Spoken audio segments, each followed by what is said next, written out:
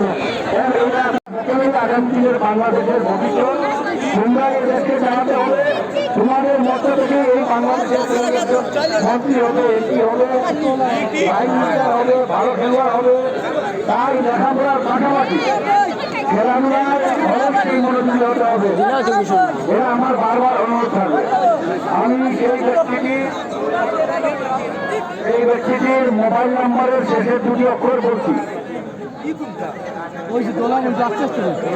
8585 শেষের দুটি নাম্বার এবং প্রথম দুটি নাম্বার,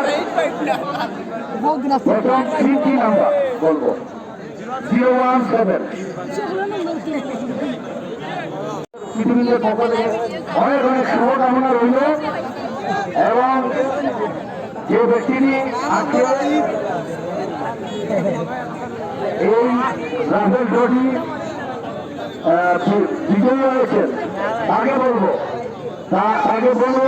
সেও যেন শিক্ষার পাশাপাশি খেলাধুলায় মনোযোগী হয়, বাজে কাজ থেকে বিরত থাকে, একজন মানবিক মানুষ হিসাবে নিজেকে গড়ে তুলবার চেষ্টা করে তার সহপাঠীদেরকেও সে উৎসাহ দেয়। আর তরুণ প্রজন্ম যারা করে দিয়েছে, আরো যে বৈপ্লবিক পরিবর্তনের প্রয়োজন রয়েছে, সেই সমস্ত কিছু বৈপ্লবিক পরিবর্তন আনতে আমরা আমাদের দৌড়, আমাদের এই বিশ্বনাথ পাখি বদ্ধপরিকর করেছি। ইনশাআল্লাহ সেগুলো আমরা বাঁচিয়ে রাখলে বাস্তবায়িত হবে। ফুটবল খেলার জন্য আমাদের তরুণ সমাজকে আরো উৎসাহ দিতে হবে। আজকে এখানে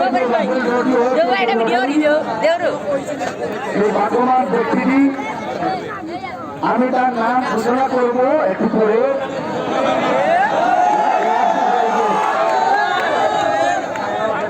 তার জন্য আমাদের ফুটবল তথা সমস্ত ধরনের যে খেলাধুলাগুলো রয়েছে সেটার মান উন্নয়ন করবার জন্য কাজ করে যাচ্ছি। অদূর ভবিষ্যতে সরকার গঠন করে হিসাবে যে প্রাণের সত্য এই অঞ্চলকে শিক্ষা ক্ষেত্রে ক্রীড়াঙ্গনে সামাজিক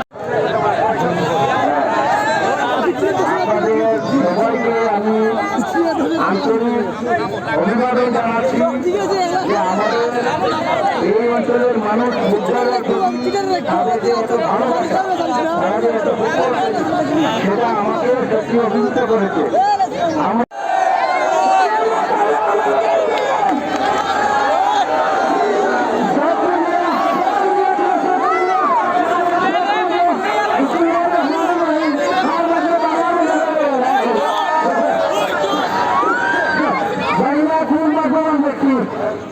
প্রধান অতিথি বলবেন